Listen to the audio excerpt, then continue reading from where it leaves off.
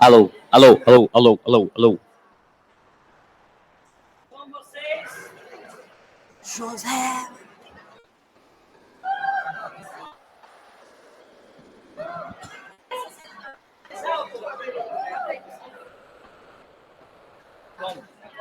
Podemos ir? Vamos, vamos?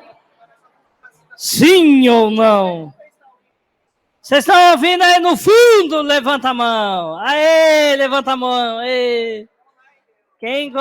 O online, você está ouvindo online? Fala comigo, dá um pisquinho na câmera assim, ó.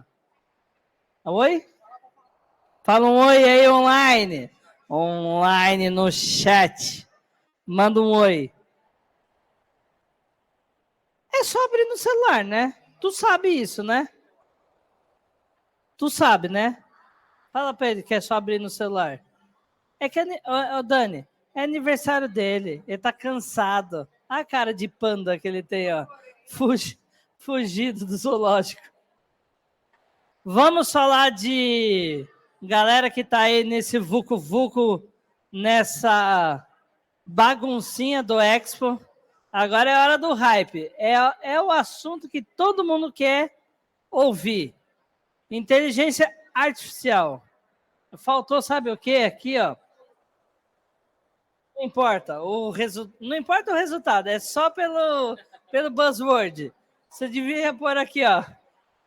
Generative AI, além do hype. Que aí, nossa, aí, ó. Ah, tem aqui. Mas não tem. Mas isso aqui. Quem lê isso aqui? Né? Só nós. Só nós. Então vamos falar de inteligência artificial além do hype. Eu li a descrição da palestra, bem bacana, né, que são assuntos poucos, né, eles são esparsos, assim, quando a gente pega realmente tratando de negócios, tratando de, poxa, que tipo de produtividade traz essa evolução que a gente está tendo, o que a gente pode fazer ou não. Além do buzzword, tipo, vai todo mundo perder o emprego. Lembra do bug do milênio? E aí é o bug do milênio, moderno. Vai acabar o mundo. Daqui a pouco a Globo faz alguma novela, né? Que vai acabar o mundo por causa da... Ixi, metaverso, sempre pode pegar. Aí, viu? Tem palestra. Pro ano que vem tem palestra. Vai juntar Então, José, seja bem-vindo. Obrigado aí pelo apoio ao espaço, pelo patrocínio. E estamos aqui para assistir, galera do online. Vamos perguntar, que só assim a gente evolui. Galera, chegue, que a palestra vai começar. Valeu. Bom dia, pessoal. Me chamo José Maziero, sou gerente de inovação da DB. E vim falar um pouquinho, então, sobre inteligência artificial, tentando trazer alguns conceitos, alguns termos, alguma base teórica também e alguns cases práticos sobre essa tecnologia, né? É bom lembrar, né? A gente até comentou aqui no passado, a gente teve outro hype, né? Que foi do metaverso. E é interessante sempre a gente trazer um pouquinho do racional para essas conversas, para identificar, né, o que realmente é produtivo, é útil, e o que é só uma grande expectativa gerada e que não vai se concretizar a curto prazo, né? E aí eu trago uma brincadeira aqui, né, dessa grande expectativa que a gente tem sobre a IA, né? E no fundo ela já é capaz, né, o machine learning, né, o aprendizado de máquina, a gente já é capaz de fazer muitas coisas interessantes, produtivas e úteis, né? Mas também, por outro lado, se a gente não conversa sobre isso, se a gente não analisa tecnicamente isso, a gente acha realmente que uma inteligência superior já está entre nós, né, e pode nos dar respostas super complexas, ao mesmo tempo que ela já pode ajudar muito na nossa vida, no nosso trabalho. Então, é uma brincadeira que a gente faz, mas que já tem até, né, teóricos que criam, né, que já viram isso acontecer muitas vezes e encontraram um padrão e conseguiram até descrever uma lei, então, né, que a gente superestima o efeito da tecnologia a longo prazo e subestima a curto prazo, né? Isso de fato não é bom, né? Porque a gente acaba perdendo algumas oportunidades, né, de utilizar a tecnologia de uma forma a gerar valor para a nossa vida, para os negócios, entre outras coisas, né? Então, falando um pouco aqui dessa IA generativa, alguns termos interessantes é que a IA generativa, ela é um conceito amplo, né, um conceito guarda-chuva. Muitas técnicas estão, né, abaixo desse conceito, digamos assim. O que é o generativo, né? O que é o IA? É um grande modelo, né, de rede neural, digamos assim, né? Ou uma outra arquitetura, uma nova arquitetura que possibilitou com que a gente analisasse muitos dados. Então, essa tecnologia ela identifica padrões, né, nesses dados, identifica o comportamento desses dados, identifica, né, a matemática, os padrões matemáticos por trás desse conjunto de dados, e a partir desse aprendizado consegue gerar novos artefatos, né, com uma estrutura muito parecida com essa estrutura que ela aprendeu, as regras, né, os padrões que regem essa estrutura de dados. A partir daí, né, a gente tem os modelos fundacionais. Então, esses modelos fundacionais têm mais relação com alguns domínios específicos. Então, vamos pensar assim, domínio específico de estrutura textual, né? O modelo vai aprender, e o GPT, né, o ChatGPT é uma aplicação que usa um modelo como esse, aprende as estruturas, aprende o comportamento, aprende os padrões, né, de uma massa enorme de texto e consegue, né, a partir dessa análise, consegue gerar novos artefatos muito coerentes, né, com o que o usuário, enfim, com o que a gente está solicitando para esse modelo.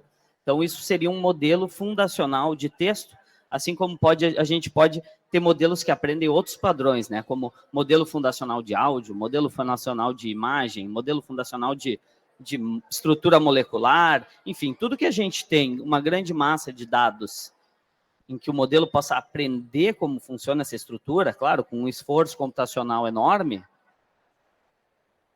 a gente pode, então, criar um modelo fundacional, né, desse tipo de...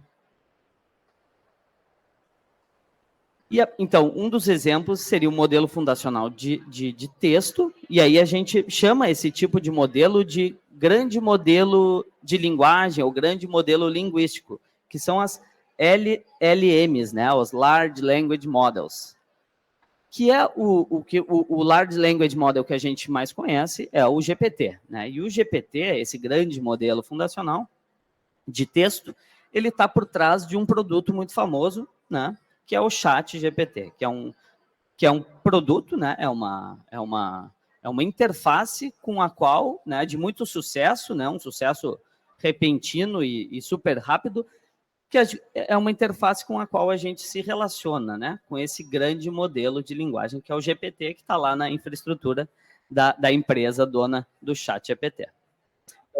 Estratificando, né, essa tecnologia, basicamente, é assim que ela se estrutura. Por que agora, né, pessoal? Por que a gente está vivendo um momento em que a gente está falando tanto disso, né? Não é só uma empresa que está produzindo esse tipo de modelo, a gente tem várias empresas, várias instituições, várias entidades pelo mundo produzindo esses grandes modelos de linguagem, de imagem, entre outros, né? Então, aqui é um gráfico temporal da produção desses modelos. Então, tem muitas empresas apostando, né, nesse novo momento, nesse novo paradigma aí da computação. E isso indica um pouco ao mercado, né, que é uma aposta que grandes instituições estão fazendo e que realmente parece que vai mudar um pouco o paradigma de como a gente trabalha, como a gente interage com o computador, entre outras coisas, né?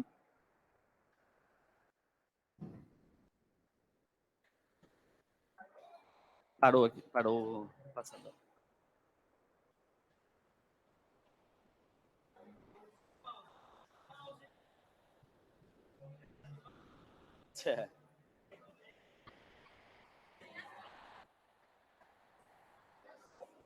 Aí, voltou. Outro motivo, né, que determina que agora, nesse momento, a gente esteja falando bastante sobre isso e apostando nessa tecnologia, é que esses modelos, o que antes eles demoravam 15 anos ou 10 anos para aprender alguma tarefa, né, como, por exemplo, aqui o reconhecimento de dígitos, né, de símbolos desenhados à mão, né, demorou quase 20 anos para chegar na performance humana usando métodos mais tradicionais de aprendizado de máquina. Hoje em dia, com essas novas arquiteturas, né, de redes que dão origem a esses grandes modelos, a gente tem algumas tarefas como geração de código ou compreensão de algumas outras coisas nas quais a gente está demorando menos de 6 meses, né, ou menos de 1 ano para atingir uma performance humana. Além disso, a quantidade de dados para se atingir essa qualidade de resultado e a necessidade de poder de processamento, ela é muito menor hoje com essas novas estruturas. Então, a gente acaba usando menos dados e menos poder de processamento para atingir a qualidade, a performance humana em várias dessas tarefas, né? Porém, a gente acaba usando, mesmo precisando de menos, a gente acaba usando mais dados, porque a gente tem mais acesso a dados, né, Big Data, entre outras coisas, e a gente acaba usando mais poder computacional, porque a gente tem os clusters, GPUs, a cloud, para treinar essas máquinas. Então, a gente está realmente vivendo uma curva exponencial da capacidade desses modelos, né, da capacidade de inteligência, digamos assim, desses modelos. Eu falei um pouquinho desses modelos pré-treinados, né, que são modelos caros de se treinar, né, levam tempo, requerem um investimento muito grande, em que algumas instituições estão apostando nisso, né, muito dinheiro nisso, mas a gente tem também como usar no nosso dia a dia esses modelos, seja fazendo um refinamento, né, ou um fine-tuning desses modelos numa estrutura de dados que a gente tem acesso, ou seja, um volume grande de dados que a gente tem acesso para fazer um treinamento de um modelo para uma tarefa específica, né? Para, de repente, parsear uma formatação de dados do tipo A no tipo B, ou, né, gerar um modelo que tem uma capacidade de entendimento de um domínio específico de negócio, ou na área médica, na área da saúde, enfim. Se a gente tem uma base de dados grande, uma das possibilidades é a gente fazer um refinamento desses grandes modelos, e isso vai custar muito menos e vai levar muito menos tempo para se fazer. E aí existem serviços de cloud, por exemplo, que a gente pode usar para fazer esse tipo de refinamento, né? Outras opções, né, é a questão da engenharia do prompt, né? Então, a gente pode usar Zero Shot Learning, é quando tu escreve aquele prompt bem refinado, né, em que a gente vai indicar para a máquina quem ele é, qual é o papel dela, o que a gente espera dela, o que ela conhece e como ela deve responder as perguntas ou executar aquela tarefa. E aí a gente pode usar o One Shot Learning, o Few Shot Learning, que a gente também passar junto ao prompt alguns exemplos da tarefa que ela tem que executar. Então, eu preciso classificar algumas frases, eu posso passar no prompt lá uma frase positiva, uma frase negativa, né, e uma frase neutra, digamos assim, e esse modelo de IA vai conseguir executar uma tarefa de classificação, por exemplo, né? Isso é um dos exemplos. Então, a gente tem esse tipo de controle sobre esses modelos, né? E aí a gente tem também outras formas de refinar esses modelos. A gente tem outros modelos, na verdade, a gente hoje em dia tem modelos open source, né, que a gente consegue usar comercialmente, né, e eles não vão ter um custo de utilização muito menor do que a gente usar um modelo privado, né, um modelo privado de uma outra empresa. A gente pode colocar isso na nossa infraestrutura, por exemplo, e treinar um modelo com menos parâmetros que um grande modelo, mas mesmo assim, quando eu treino esse modelo, eu faço o refinamento, né, o fine tuning desse modelo, ele acaba tendo um desempenho tão bom quanto um desses grandes modelos aí que as grandes empresas estão disponibilizando como serviço, né? Então, aqui é uma comparação, por exemplo, de uma geração de código SQL, né, de linguagem natural para código SQL, do GPT-4, né, a gente pedindo essa tarefa para o GPT-4, e a gente refinando, né, fazendo fine tuning do Llama, né, do Llama 2, né, que é um pequeno modelo que roda em máquinas mais simples, digamos assim, né, que tem um custo computacional menor. Quando a gente faz o fine tuning dele para essa mesma tarefa, a gente tem um desempenho muito semelhante a esse modelo mais caro, digamos assim, e a gente pode colocar ele na nossa infraestrutura, pode rodar ele até no nosso computador localmente, né? Então, isso é muito interessante. E aí, a partir daí, também a gente tem outros projetos, outra possibilidade de gerar as nossas próprias interfaces para se relacionar com esses modelos que a gente vai ter na nossa infraestrutura, né? Então, e outro ponto interessante, que agora está ganhando bastante relevância, é o Retrieved Augmented Generation, né? Que é a técnica chamada de RAG, né? Então, o GPT-4, por exemplo, ele tem todo esse espaço, né? Esse espaço aí vetorial, esse conhecimento geral que a gente, com o prompt, vai refinando ele para falar de um domínio específico, né? Mas essa técnica nova, mas que está tendo um impacto nos negócios interessantes, que é a RAG, né? É quando tu usa documentos da tua empresa, por exemplo, ou os dados da tua empresa, ou os teus mesmos, pessoais, para ser a primeira área de consulta do modelo, para ele privilegiar a extração da resposta ou da informação que tu solicitou desses dados.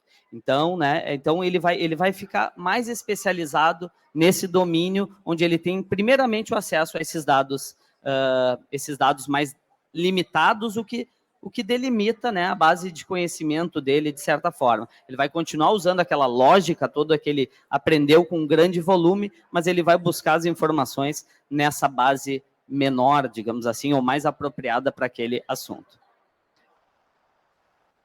Aqui é um reporte do Databricks, então, é um reporte muito interessante desse ano do Databricks, mas que eu extraí só algumas informações, que é, por exemplo, né, o interesse, né, das empresas pelo desenvolvimento de aplicações que fazem uso de modelos ou de frameworks ou de outros tipos de ferramenta para se relacionar com essa tecnologia, né, dos modelos fundacionais aí.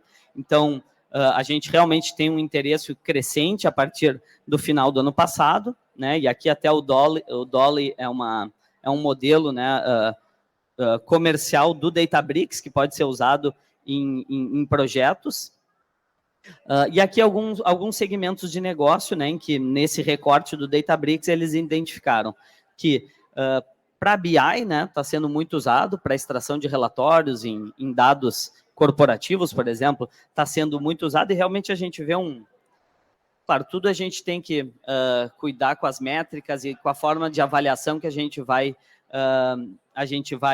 executar perante essas respostas que o modelo está nos trazendo. Mas realmente tem um crescente interesse em criar uma nova interface entre o usuário e os dados, né, que não seja tão custosa de se desenvolver, né? Então, eu não vou levar lá assim um executivo, alguém não vai solicitar um relatório, esperar algumas horas ou dias para ter acesso a essa informação, né? E ele vai ter uma interface que ele vai fazer uma pergunta e um modelo vai conseguir gerar uma resposta para ele em tempo real e ele vai poder aproveitar aquele insight para tomadas de decisões, né? Então, BI é uma área que está sendo muito explorada, governança de dados e segurança também. Então, a gente tem ferramentas que usam IA para transformação de dados, para melhorar um pipeline de dados, por exemplo, ou para identificar algum tipo de fraude. Data Science Machine Learning é outra área e a integração de dados também demonstrou ser um domínio crescente. Aqui eu trago alguns exemplos, né, de de uso da IA, assim, alguns deles a gente já está vendo, né, no audiovisual, por exemplo, a gente está vendo um grande impacto, porque eu acho que é um meio que é mais fácil avaliar o resultado, né, da IA. Tu quer encontrar um output ali de uma transformação de imagem, ou quer mudar um rosto, ou alguma coisa assim, né, ou gerar uma imagem, tu consegue avaliar isso de uma forma mais fácil. Então, a gente está vendo uma mudança muito grande nesse meio audiovisual, digamos assim, né? E aí depois a gente vê algumas outras tarefas também no nosso dia a dia, né, como geração de código, né? Então, muitas pessoas aqui devem estar usando um copiloto, né, para gerar os seus códigos, criação de datasets sintéticos, né, dados sintéticos. Então, alguns modelos, tu usa um modelo de IA para gerar o asset, que depois tu vai retreinar um outro modelo, né? Isso está sendo usado também como destilagem, não sei como é que a gente chamaria em português, mas é um método de treinamento também dos modelos. Análise de documento, né, criação, modelos de pergunta e resposta, enfim. São muitas as possibilidades que a gente já está vendo o uso crescente, né, na área de IA. E aqui estratégias também, né? Tu pega aí alguns exemplos simples, por exemplo, de usar um framework como o Semantic Kernel da Microsoft, eles já trazem como um exemplo simples a criação de uma IA que consegue fazer a análise SWOT de um negócio, né? E a análise de fraqueza, de oportunidades, né? De um negócio e gerar possibilidades de ação, né? Possibilidade de tu melhorar tuas vendas, possibilidade de tu melhorar a estrutura do teu negócio, só com poucos exemplos da tua realidade ali, e com poucas linhas de código, tu já consegue gerar uma IA para ajudar um pequeno negócio a evoluir. Então, é bem uma fase de teste, e eu acho que aqui é um gráfico da Gartner, por exemplo, é bem isso, assim, são os negócios avaliar, né, o risco do investimento, o valor que essa experimentação vai trazer para o negócio, né? Então, tu pega um audiovisual, né? Tu tem uma viabilidade hoje de gerar imagem, gerar áudio, gerar histórias, né? Gerar texto, é muito viável, muito fácil, e o risco é muito baixo, e o valor para o negócio é muito alto. Então, a gente está vendo uma adoção, né, por parte de grandes empresas de marketing ou de produção de conteúdo, a gente está vendo uma adoção mais rápida. Quanto que para outras tarefas, como, sei lá, design de materiais, né, o caminho é mais longo, né? Tu tem que ter esses dados, tu tem que investir muito num processo de treinamento, e aí, sem saber muito bem, né, se isso vai dar resultado. Então, cada negócio ali tem que julgar realmente onde usar esse tipo de tecnologia, os riscos, e avaliar os retornos, né? E aqui mais alguns exemplos, isso já no dia a dia a gente está vendo, né? Uma evolução muito grande, né, das tecnologias de chatbot que a gente tinha antigamente. Hoje a gente já consegue qualificar muito melhor as respostas desses bots aí, né? A partir do uso ali da mediação da IA para isso, né? Então, eu posso ter as respostas pré-estabelecidas, mas se por uma pergunta a minha confiança não é tão grande, eu posso buscar a resposta numa base de dados através de um desses modelos, né, que podem me ajudar. Geração de textos, né, responder e-mail, eu acho que todo mundo também está usando um pouquinho isso no seu dia a dia. Interação com o cliente, criação de anúncios. Esse dia eu vi um case muito interessante, que era uma grande empresa que vende carros usados, né? E ela vem, e cada produto de cada carro usado tem muito review de usuário, né? Só que é um fator de decisor de compra, né? Quem quer comprar, ele vai ler os reviews dos usuários daquele carro. Só que como são muitos reviews, o usuário ele tem dificuldade de tomar decisão, ele não consegue sintetizar, tá, mas o que é bom, afinal, o que é ruim desse carro? É um volume de informação muito grande. Então, eles pegaram toda a base de dados de reviews dele e usaram a IA para sintetizar em um parágrafo o que o produto tem de bom e o que o produto tem de ruim com relação aos reviews dos usuários, né? Usando as reviews dos usuários. O que eles levariam com a equipe deles 11 anos, né? Eles mensuraram que em menos de 10 dias eles já estavam tendo resultado, né? Então, ali a IA realmente teve um impacto nos negócios muito interessante, e para o usuário, né? Facilitou a tomada de decisão, né? Que é o que importa no final das contas. Aqui um pouquinho do ecossistema, né? Empresas mais de infraestrutura, né? Entendendo qual é seu modelo de negócio e se mantendo um pouco mais constantes, digamos assim, que startups que usam o modelo ali, né? Só para testar o mercado e que com qualquer atualização de uma grande empresa acabam morrendo, né? Então a gente nesse momento é um momento realmente da gente testar a tecnologia, entender e ir vendo aonde essa tecnologia se encaixa nos nossos negócios, no nosso modelo de negócio, né? E nos nossos processos mesmo, né? Ela não é a solução de tudo e a gente vai ter que avaliar, né? Para cada predição ali, a gente tem que estar avaliando qual é o impacto disso no nosso processo, nas pessoas, entre outras coisas, né? Mas esse é um pouco do contexto de empresas conhecidas hoje que estão atuando no mercado. A gente ali na DB vem testando tanto para geração de código SQL a partir de linguagem natural, a gente está criando uma ferramenta de testes a partir também de uma descrição do que tem que ser executado naquele programa. Imagem generativa, a gente passou o ano com o Sebrae aí exibindo em algumas feiras, né? A gente criou essa interface com Stable Diffusion e ControlNet. Enfim, a gente está realmente testando e aprendendo e chegando à conclusão de alguns modelos de negócio ou algumas possibilidades que podem realmente gerar valor para a realidade da empresa, né, estrategicamente. E eu acho que todos, né, devem estar nesse momento também, né, testando e entendendo melhor como utilizar isso, tanto no seu dia a dia, como no dia a dia da empresa. E aí eu trago 2 exemplos para passar aqui rapidamente de conteúdo. Se não tiver áudio, eu posso explicar. Mas está meio lento o vídeo aqui, eu não sei o que pode estar acontecendo. Será que roda o vídeo? É o anterior. Eu posso explicar também. Eu vou explicar e vou tentar explicar. Mas no primeiro vídeo é um case da Siemens com a Microsoft, em que eles têm, né, o pessoal, 70% dos problemas de chão de fábrica não são comunicados, né, não são logados no sistema. Então, eles criaram esse sistema de logs de falhas, em que a pessoa, né, seja em qual língua for, relata um problema de uma máquina, aí a IA já entra, né, transformando o áudio em texto. Depois disso, a IA entra tirando as entidades desse texto que tem relação com o formulário, então tira as entidades, extrai as entidades desse texto e preenche um formulário.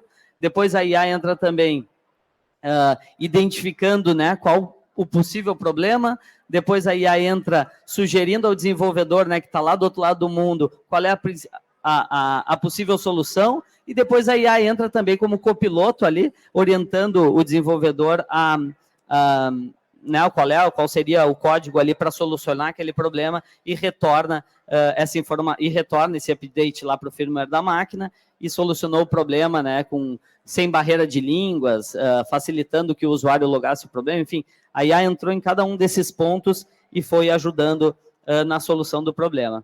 E os agentes autônomos é um case de uma startup chamada de Adept, né, que, enfim,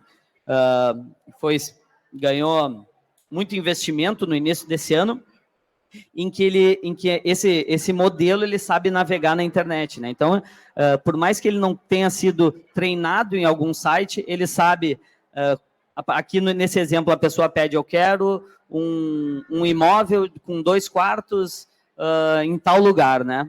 O modelo ele controla o mouse e o teclado, ele identifica os lugares onde ele tem que digitar a informação e ele vai fazendo toda a busca, vai alterando os filtros na página até trazer as respostas que o usuário solicitou, né? Então, o usuário faz uma pergunta e o modelo sabe navegar num site que ele nunca enxergou, né? É tipo um RPA, mas é um RPA sobre demanda ali, né? Em novas situações, né? E é isso que vai acontecer. Daqui a pouco, né? Nossa Alexa ali vai ter nosso cartão de crédito, nosso tamanho, a gente vai pedir, eu quero uma camiseta branca, 1 dia, 2 dias depois, chega uma camiseta branca na nossa porta de casa, a gente não sabe nem de quem a gente comprou, a gente sabe que o modelo pesquisou o preço, pesquisou os melhores reviews, pesquisou, sabe o nosso tamanho e nos entrega um produto, né? E aí aqueles milhões de marketing ali que uma Hering ou alguma produtora de camiseta branca investiu, né? Vão servir para quê se eu nem preciso saber de onde eu estou comprando, né? A IA está fazendo isso tudo. Então, é interessante, assim, essas mudanças que podem acontecer numa nova realidade como essa, né? E travou aqui, mas eu acabo nesse exemplo aqui. Então, obrigado por me ouvirem e estou aberto a alguma pergunta, a conversar sobre o assunto, por favor. Valeu.